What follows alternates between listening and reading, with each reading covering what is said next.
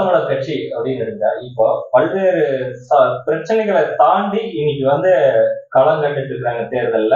இந்த 2024 நாடாளுமன்ற தேர்தல் மிகப்பெரிய சவால்னு சொல்லலாம். காரணம் என்ன அப்படின்னு கேட்டுட்டீங்கன்னா, மும்முனை போட்டின்னு சொல்லி நம்மள முழுக்கடிச்சு ஏமாத்திட்டு 4 முனை போட்டியை இவங்க மறுதளிச்சு மற்றவைன்னு சொல்லி நாம் தமிழர் கட்சியினுடைய பெயரை உச்சரிக்காம ஒரு தொடர் நடிகைகளா இன்னைக்கு நாம் தமிழர் கட்சியை வளர்ந்துருவாங்க அப்படின்னு சொல்லிட்டு அதை அமுத்தக்கூடிய செயலா தான் இந்த சின்னத்தை முடக்கிறது, அவங்களுக்கு தேவையான என்னென்ன மன உளைச்சலை கொடுத்தா இவங்க களமாடாத இருப்பாங்க, வாக்கு சதவீதம் குறையுன்னு சொல்லிட்டு என்னென்ன வழிகளை பயன்படுத்த முடியுமோ அத்தனை வழிகளையும் பயன்படுத்திட்டு இருக்காங்க. அதையும் தாண்டி நாங்க இந்த மக்களுக்கு தமிழ் தேசிய அரசியலை கொண்டு போய் சேர்த்துவோம், எங்க கட்சி வெல்லும், இது காலத்தின் கட்டாயம். சீமாங்கிறது சீமான் என்ற ஒற்றை சொல் காலத்தின் கட்டாயமா உருவாகி நிக்குது.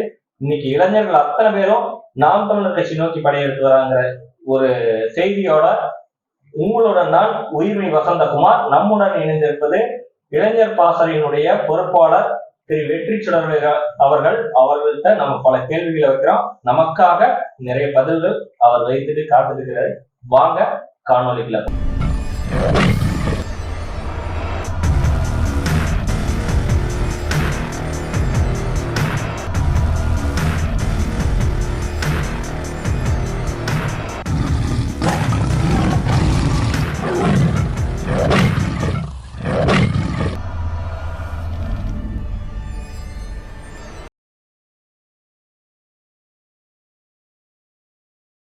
ஐயா வணக்கம். ஐயா வணக்கம்.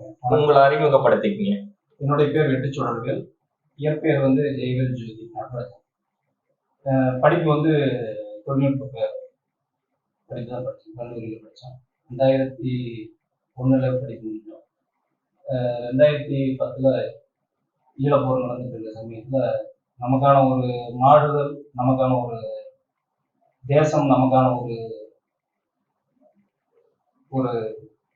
கனவு ஈழ தேசம் தான்.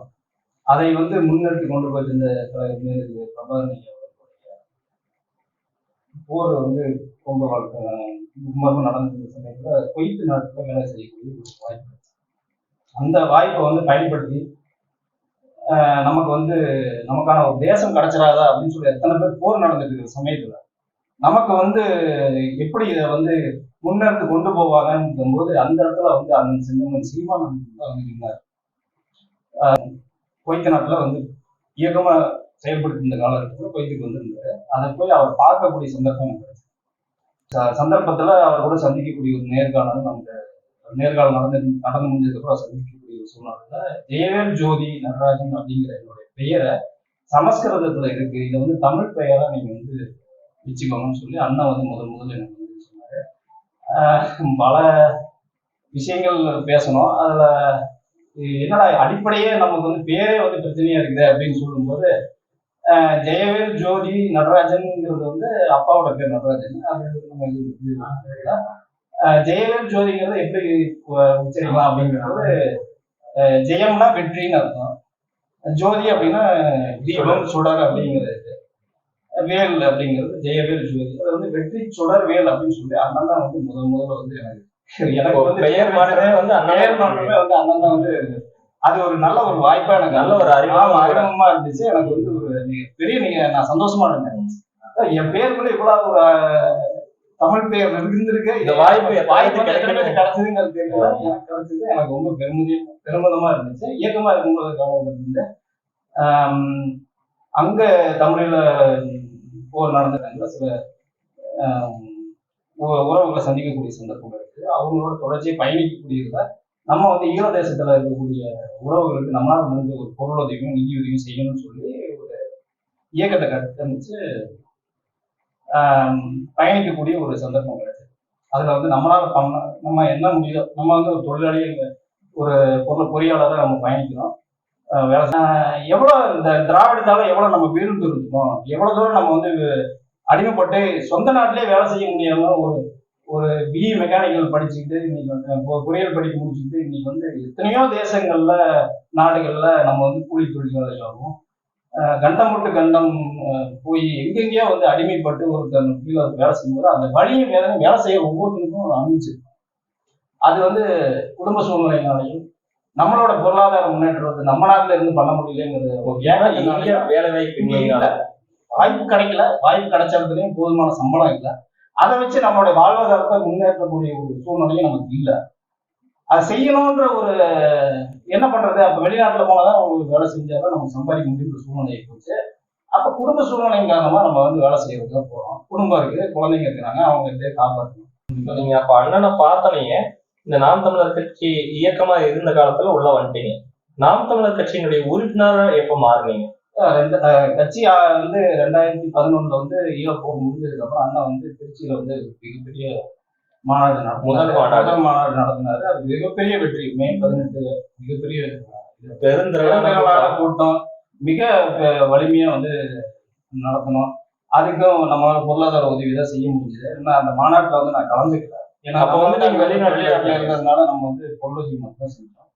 அப்ப தமிழ் தேசியம்னா என்னன்னு அண்ணனுடைய பேச்செல்லாம் கேட்டதுக்கு அப்புறம் இவ்வளவு நாள் நம்ம இப்படி இருந்துட்டோமேன்னு ஒரு ஒரு மாற்றம் மனசுக்குள்ள வந்துருச்சு. இனியும் இப்படியே இருந்தோம்னா நம்மளை வந்து ஏமாத்திடுவாங்க. இது வந்து ஒரு நமக்கு எவ்வளவோ படிச்சிருந்தோம், படிப்பறிவு இருந்தோம், நம்மளால வந்து ஒரு ஒரு நம்ம சொந்த நாட்டுல நம்மளால வந்து ஒரு சம்பாதிக்க முடியல, வாய்ப்பை வந்து உருவாக்க முடியல. இந்த மாதிரி ஒரு மாற்றம், ஒரு வழி, வேற ஒரு வழியை தேர்ந்தெடுக்கிற இடம்னா நமக்கு இங்க ஏற்கனவே இருக்கக்கூடிய விடயங்கள் பிடிக்கலன்னு அர்த்தம். அதாவது இங்க கட்சிகளை நம்பி நம்ம இத்தனை ஆண்டுகளா எப்படி எல்லாம் நம்மளை வந்து ஏமாத்தி இருக்கிறாங்க, எப்படி எல்லாம் நமக்கு வந்து அந்த வழி வந்து சொல்லணும்னா துயரம். ஏன்னா ஒண்ணு ரெண்டு இல்ல, ஏகப்பட்ட பிரச்சனைகள். ஒரு படிப்பு இன்னைக்கு வச்சுக்கோங்களேன். இன்னைக்கு வந்து நம்ம வந்து என்னை வந்து தொழில்நுட்ப கல்லூரியில தான் எங்க அப்பா படிக்க வச்சேன். படிக்க வைக்கும் போதுல இருந்து அந்த படிப்புக்கான செலவு தொகை வந்து அரசாங்கமே ஏற்றிருந்தா அந்த பொருளாதாரம் நம்மளை வந்து மீட்டெடுத்துக்க முடியும். அதை வந்து அண்ணன் வந்து கல்வி வந்து இலவசமா கொடுக்கலன்னு சொல்றாரு. ரெண்டாவது, மருத்துவ ரீதியா எங்க அப்பா வந்து கொஞ்சம் முடியாம இருந்திருந்தாரு. அன்னைக்கு வந்து அரசு மருத்துவமனையில சேர்த்து நம்ம போதுமான மருத்துவ செலவு செஞ்சிருந்தா அந்த இன்னும் கொஞ்சம் நல்லா செலவு பண்ணக்கூடிய வசதிகள் இருக்கு. கடன் வாங்க வேண்டிய தேவை இருந்திருக்கு. இப்படி பல கட்ட வாய்ப்புகளை வந்து நம்ம வந்து எதனால இருக்கணும்னு பார்த்தா நம்மளுடைய அரசாங்கம் நமக்கான மக்களுக்கான தேவையான அந்த விஷயத்தை கொண்டு போய் மக்களுக்கு கொண்டு சேர்த்தல. அதாவது மக்கள் கிட்ட இருந்து எதிர்பார்க்கக்கூடிய நம்ம வந்து வருமானம் சம்பாதிக்கிறோம், சம்பாதிக்கிறதுக்கு நம்ம வந்து சொத்து வரி கட்டுறோம், வருமான வரி கட்டுறோம், மற்ற ஜிஎஸ்டி மூலியம் எல்லாமே நம்ம செஞ்சுட்டு தான் இருக்கிறோம். ஆனாலும் நமக்கு வந்து தேவையான இதை வந்து நமக்கு எந்த விதத்துல நமக்கு திருப்பி தராங்க அந்த வரியன்னு பார்க்கும்போது நம்ம வந்து ஏமாற்றப்பட்டிருக்கோங்கிறது நம்ம உணர்ந்தோம். அதே மாதிரி தமிழ் தேசிய அரசியல் எப்படி இருக்கு அப்படிங்கிறதையும் நம்ம பார்க்கறோம்னா நம்ம கேள்விப்பட்டிருக்கிறோம். அவங்க சொல்றதெல்லாம் பார்க்கும்போது இப்படி ஒரு கட்டமைப்பு அன்னைக்கே வந்து தமிழீழ சோசியலிச குடியரசு வந்து ஐயா மேதகு பிரபாகரன் தலைவர் வந்து பண்ணியிருக்கிறாரா அப்படிங்கும் போது இவ்வளவு நாள் நம்ம இருந்து இங்க திராவிட அரசியல் நம்பி நம்ம கருணாநிதியும் ஜெயலலிதா அம்மாவையும் போட்டு இப்படி வந்து நம்ம பண்ணி வச்சிருக்கிறானுங்களே. இப்ப எம்ஜிஆர் காலத்திலே வந்து அரசு கல்வி வந்து முதல்ல தனியாருக்கு கொடுக்குறாங்க, குடிக்க வைக்கிறாங்க, சத்துணவு திட்டத்தை கொண்டு வராரு. சத்துணவு திட்டத்தை கொண்டு வந்து இன்னைக்கு இந்த அளவுக்கு சத்துணவு மூலியமா குழந்தைங்களுக்கு வந்து சாப்பாடு கொடுக்க வேண்டிய தேவை என்ன இருக்கு? அவனோட வாழ்வாதாரத்தை நீ வந்து சரியா வச்சிருந்தீங்கன்னா அவனுக்கு அந்த தேவையே ஏற்பட்டிருக்க. சத்துணவு திட்டங்கிறதே கொண்டு போயிருக்க வேண்டிய தேவையில்லை. அவனுக்கு அந்த வருமானத்தை நீ பண்ண தோல்வியினால உனக்கு அந்த ஒரு திட்டம் வந்து தேவையா இருந்தது. அந்த திட்டத்தை நீ கொண்டு போக வேண்டிய சூழ்நிலைக்கு நீ உருவாக்கி வச்சுட்ட. அப்ப சத்துணவு கொடுக்க வேண்டிய சூழ்நிலையில என் பிள்ளைகளை வச்சதுக்கு யார் அடிப்படை காரணம்? அப்ப அந்த அரசாங்கம் தான் அதுக்கு காரணமா இருக்கு. திராவிட கட்சிகள் அதுக்கப்புறம் வந்து கல்வியில இருந்து நம்ம ஏமாற்றப்பட்டிருக்கோம்.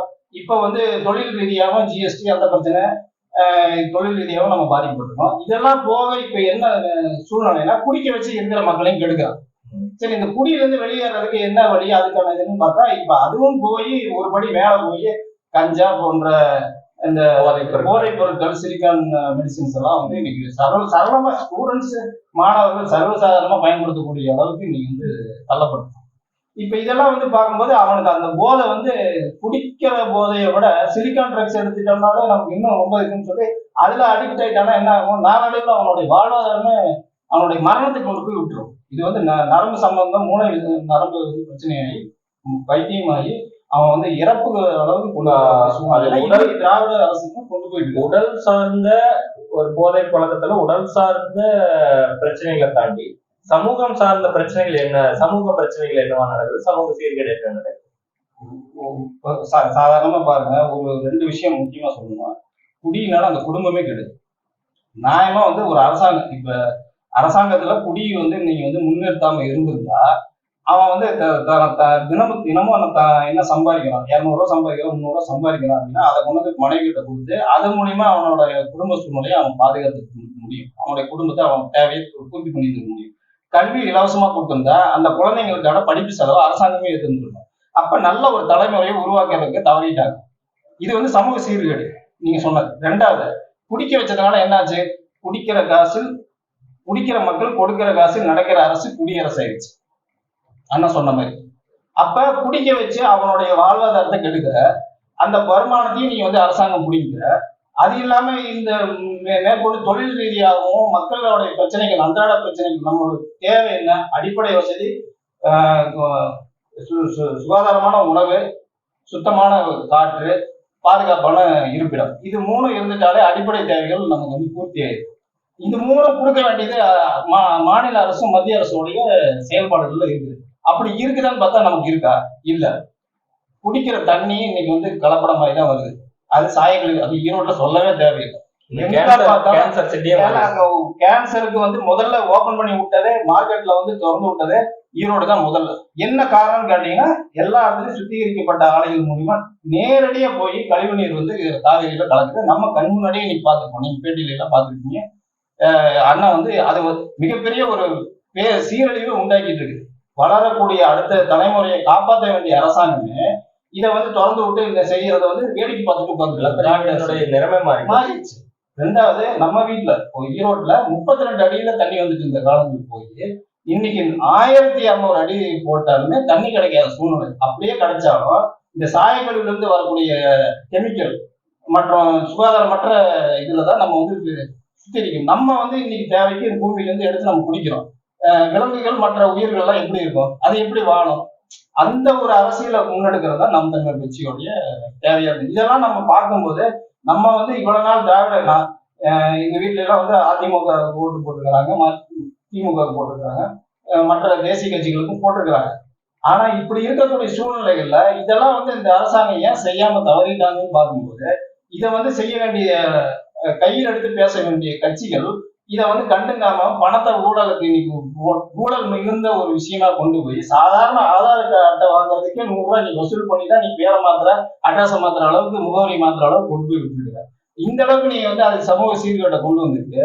இப்ப வந்து இதை பேச வேண்டிய அரசாங்கங்கள் வேடிக்கை பார்த்துட்டு மக்களோட பணத்தை மட்டும் பறிச்சுட்டு நான் வந்து கல்லா கட்டிட்டு இருக்கிறேங்கிற மாதிரி போயிட்டு. நீங்க இருவேறு திராவிட கட்சியில வந்து குற்றம் சுமத்துறீங்க.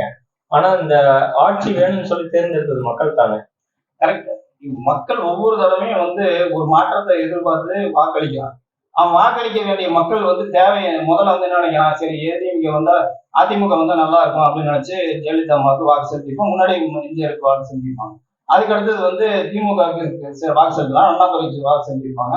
வீட்டுல சொல்றேன், பெரியவங்க அந்த அந்த அரசியல தான் முன்னெடுத்தாங்க. இப்ப இவங்க மாத்தி மாத்தி மாத்தி மாத்தி ஓட்டு போட்டு இவனும் கொள்ளையடிக்கிறான், அவனும் கொள்ளையடிக்கிறான், இவனும் நமக்கு தேவையை செஞ்சு கொடுக்க மாட்டேங்கிறான், அவனும் தேவையை செஞ்சு கொடுக்க மாட்டான். அப்ப யாருதான் செய்வாங்கிற ஒரு இதெல்லாம் நம்மளுடைய நாம் தமிழர் கட்சியோடைய கொள்கைகளை நம்ம கொண்டு போய் சேர்த்திருக்கிறோம். இப்ப அவங்க உணர ஆரம்பிச்சிருக்கிறாங்க. மக்கள் இடத்துல கொண்டு போய் சேர்த்தும் போது சில நேரங்கள்ல வாக்கு நேரத்துல, தேர்தல் நேரங்கள்ல மட்டும் வாக்குக்கு பணம் கொடுத்தோ, அவங்களுக்கு வீட்டுக்கு தேவையான மளிகை ஜாமானோ, கொலுசு வாங்கி கொடுக்கறது, இந்த மாதிரி பரிசு பொருட்களை கொடுத்தோ அவங்களோட எண்ணத்தை மாற்றியறதுக்கு முயற்சி பண்றாங்க. ஆனா இதை வந்து மக்கள் வந்து சிந்திக்கிறது இல்லை. இன்னைக்கு எனக்கு வந்து ஒரு கொலுசு கிடைச்சா நம்ம குழந்தைங்களுக்கு அதை வித்து அந்த பணத்தை ஏதாவது வாங்கலாம், இல்ல ஒரு 5000 கிடைக்கும் நம்மளோட வீட்டு தேவைக்கு வரனால மக்கள் இடைத்தேர்தல் சமீபம் நடந்ததுல நீங்க பார்த்துருப்பீங்க, 5000 ரூபாயில இருந்து 10,000 ரூபாய் வரைக்கும் வீட்டுக்கு வீடு வேட்பாளர்கள் இந்த தனிப்பட்ட இதுல வந்து விளையாடிச்சு, குக்கர் விளையாடிச்சு, எல்லா விதத்துலயும் வந்து அவங்க கோழி பிரியாணி விளையாடிச்சு, எல்லா விதத்துலயும் வந்து அவங்க வந்து பணத்தை வந்து எப்படி மக்களுக்கு வந்து தேவையானது கொடுக்கணுமோ அதை வந்து வாக்க வாங்கணுங்கிற தமிழர் கட்சியினர் வந்து போய் சந்திக்க முடியாத அளவுக்கு பட்டி போட்டு அடைச்சாங்கன்னு சொல்லலாம். ஆமா, அதோட என்னன்னா தேர்தல் முடிஞ்சதுக்கு அப்புறம் தனிப்பட்ட ஒரு கட்சி, நான் கட்சி பேர் சொல்றதுல அவரோட அமைச்சர் எல்லாத்தையும் கூட்டிட்டு போய் இன்ப சுற்றுலா கூட்டிட்டு போறாரு. இன்ப சுற்றுலா ஏற்காடு, இங்க பக்கத்துல இருக்கிற மேட்டுப்பாளையத்துக்கு மேல இருக்கிற ஊட்டி, கோத்தகிரி, இந்த இடத்துல எல்லாம் கூட்டிட்டு போய் மக்களை வந்து குஷிப்படுத்தி கூட்டிட்டு வராங்க. அப்ப இதை என்ன, அப்ப மக்கள் வந்து என்ன நினைக்கிறாங்கன்னா அந்த நேரத்துல நமக்கு வந்து இதெல்லாம் செய்யலாம் அப்படின்னு சொல்லிட்டு நம்ம என்னதான் நம்ம கொள்கை ரீதியாகவும் உணர்வு ரீதியாகவும் வாக்கு செலுத்திக்கிறாங்க. சரி, இந்த இவங்களுக்கு போடலாம் இவங்க, ஆனா மக்கள் தான் இதை தீர்ப்பு எடுக்கணும். இது வந்து நான் வந்து நேயர்களுக்கு எல்லாத்துக்கும் என்ன சொல்ல வரணும்னா, உயிர்மை தொலைக்காட்சியோட நேயர்கள் அனைவருக்கும் தயவு செய்து வாக்கு செலுத்தும் போது உங்களுடைய வாக்கை நீங்க செலுத்துறதுக்கு 1 நிமிடம் முன்னாடி சிந்திங்க. நமக்கு வந்து எந்த சின்னத்தை கொடுத்தாலும் அந்த சின்னம் அண்ணன் சீமான் எதுக்காக முன்மொழிஞ்சிருக்காரு, எதை வந்து கொண்டு போறாரு, நம்ம நாளைய தலைமுறையை காப்பாற்ற வேண்டிய தேவையும் பொறுப்பும் நமக்கு இருக்கு. நம்ம குடும்பத்துக்கு நம்மளுடைய தலைமுறைக்காக இதை கொண்டு போய் சேர்க்கிறாருங்கிறத நினைச்சு அந்த வாக்கை செலுத்தணுங்கிறது என்னுடைய அன்பான வேண்டுகோள்.